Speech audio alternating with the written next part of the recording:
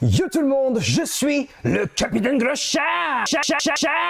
La propagande, l'invasion pour les gunpla commence à porter ses fruits. Vous êtes de plus en plus nombreux et nombreuses à vous lancer dans la construction de gunpla. Et ça quel plaisir! D'ailleurs, ce qui est fou, c'est que je reçois de plus en plus de DM que d'habitude. Par contre, chose hyper importante, c'est que si je ne vous réponds pas tout de suite, c'est pas que je vous ghost, c'est juste que vous êtes vraiment nombreux. Du coup, pour pallier au problème, je vous invite à rejoindre mon Discord, qui est disponible dans la description, car il y a un canal Gunpla où vous pouvez échanger avec moi ou avec les gens de la communauté. D'ailleurs, pour les petits nouveaux qui viennent d'arriver, sachez que j'ai une playlist appelée Gunpla Gundam sur YouTube, dans lequel je traite plusieurs sujets comme c'est quoi un Gunpla, comment monter un Gunpla. Je raconte même des anecdotes assez cooleuses sur des Gunpla rares que j'ai trouvés. Bref, il y a vraiment de tout. Et pour étoffer cette playlist, j'ai décidé de faire une vidéo pour les débutants qui s'appelle 7 choses à savoir avant d'acheter son Gunpla. La taille de la box n'est pas la taille de ton Gunpla. Alors, peu importe le grade, de manière générale, quand on achète un Gunpla, il est plus petit que son emballage. En fait, il faut savoir que les boîtes de Gunpla sont plus grandes à cause des grappes. Les grappes, ce sont les fameuses grilles qui contiennent les différentes pièces de votre mecha. Donc une fois que vous avez dégrappé et monté toutes les pièces entre elles, c'est tout à fait normal que vous vous retrouvez avec un Gunpla plus petit que la boîte d'origine. Concernant la taille des Gunpla en fonction des grades, je vous invite fortement à regarder ma première vidéo qui se nomme Qu'est-ce qu'un Gunpla? C'est une vidéo où je balaye énormément d'informations autour de ce hobby. Elle est disponible dans la playlist, donc je vous invite vraiment à la regarder à la fin de cette vidéo. Mon Gunpla ne ressemble pas aux photos de la box. Quand on a fini son premier Gunpla, certains bug un petit peu et m'envoient un DM pour me dire « Mais c'est bizarre, j'ai monté mon Gunpla mais il ressemble pas forcément à ce qui est sur la boîte. » Je suis d'accord, mais souvent, quand on me dit ça, je pose cette question. Est-ce que tu as pensé à mettre du panel line? Mais est-ce que tu as pensé à mettre les decals? Et souvent, la réponse c'est non. Une fois que vous avez monté votre Gunpla, donc vraiment sur le plan structure, effectivement, il est terminé. Mais vous arrivez justement sur la prochaine étape qui est quel choix artistique je vais faire après avoir monté mon Gunpla? Est-ce que je le laisse sans détail? Est-ce que j'y ajoute du panel line afin de faire ressortir les détails? Est-ce que je rajoute les decals pour apporter plus de caractère au Gunpla? Juste ces deux points, ça apporte énormément de style à votre Gunpla. De plus, si vous avez envie de le customiser, c'est tout à fait possible. Après, sur certaines boîtes, on peut y voir des aperçus de Gunpla au look réaliste avec des ombrages. Bien entendu, l'aperçu vous montre à quoi pourrait ressembler votre Gunpla si vous le customisez derrière. Concernant la technique d'ombrage, ça se nomme tout simplement le shading. Et ça, on le verra bientôt sur ma chaîne. Un Gunpla, c'est fragile. Alors, un Gunpla, ce n'est pas une figurine, ça reste de la maquette. Si vous voulez acheter un Gunpla pour faire des grosses batailles avec des kaiju, vous allez l'éclater. En fait, un mecha, c'est comme une maquette de voiture, une maquette de château ou autre, c'est à manipuler avec précaution. Par contre, ce qui est cool, c'est que c'est quand même beaucoup plus élaboré qu'une simple maquette, parce qu'il y a énormément de points d'articulation qui vous permettent derrière de définir des positions ultra épiques. N'oubliez surtout pas cela, un Gunpla ce n'est pas fait pour être mâché, ni même pour encaisser des chocs, ni même pour faire des batailles. Ça reste un objet de collection qui est destiné à être dans une pièce en guise de décoration. Par contre, si vous avez défini une posture, rien ne vous empêche derrière de la remodifier pour votre décoration, ou pour des projets de toy photographie, ou pour des projets de stop motion. Le manuel n'est pas en français.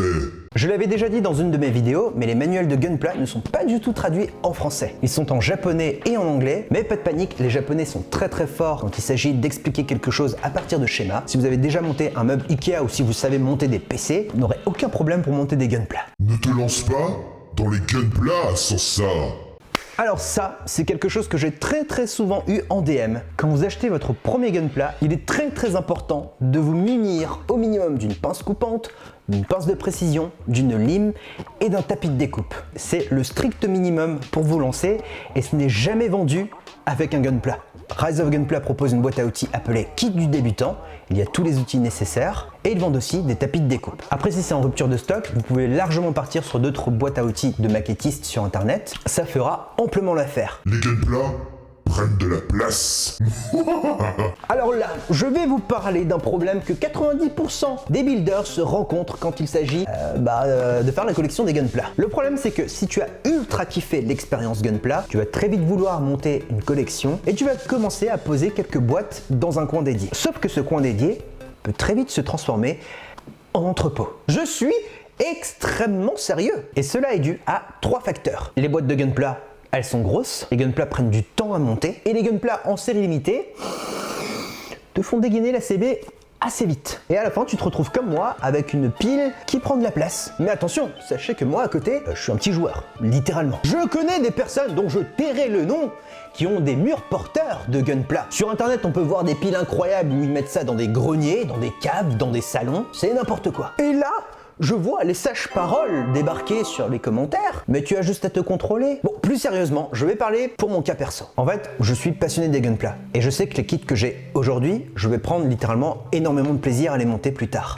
Ça me permet de me détendre, ça me permet de me focus sur autre chose. En fait, il y a vraiment un délire entre faire quelque chose de manuel, la contemplation, quand on voit le mécanisme qui s'enclenche quand on plie par exemple un genou, et surtout la possibilité de faire quelque chose d'artistique plus tard, que ce soit le choix de la posture ou de la customisation. En fait, pour moi, chacun vit son expérience Gunpla à sa manière, et moi, ma prochaine step, et je pense que vous l'avez vu en story sur Instagram, c'est la customisation. Petit scoop, j'ai commencé à préparer le setup de customisation pour cet été. Vous allez voir, ça va être un truc de ouf. Les Gunpla risquent de planter ton stream. On voit de plus en plus de streamers monter des Gunpla en live. Et ça me fait super plaisir. Si vous êtes débutant, si vous êtes un bavard comme moi, vous pouvez largement doubler votre temps, voire tripler votre temps pour le montage de votre Gunpla. En général, un kit de grade SD, voire HG ou du méga size, on va dire que ça peut prendre une bonne après-midi ou une bonne grosse soirée. Par contre, du MG, MGIX Perfect Grade ou High Resolution Model, en streaming, j'ai pas de chiffre précis, mais tu peux faire facile plus qu'une soirée. Comme vous allez échanger avec votre communauté, votre temps de montage va drastiquement augmenter. Alors en général, moi je monte des Gunpla en solo, donc j'avance relativement vite. Par contre, dès que je commence à discuter,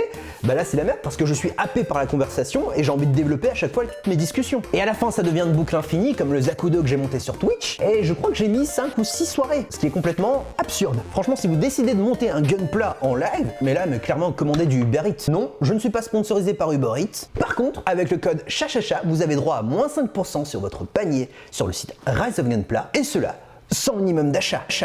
J'espère que vous avez aimé cette vidéo. Pour info, j'ai monté un PC Zaku 2 avec mon ami Jigfio. La vidéo vient tout juste de sortir, je vous ai mis le lien dans la description. Encore une fois, si vous avez des questions ou si vous souhaitez partager vos Gunpla en photo, j'ai un Discord qui est disponible également dans la description. Je vous donne rendez-vous la semaine prochaine pour une nouvelle vidéo sur les Gunpla ou sur la tech. Je vous dis à très bientôt, portez-vous bien, c'était le Captain Gros Chat. Bisous. You know you have made it when it ends on your face. I don't know what's real, don't know what's fake.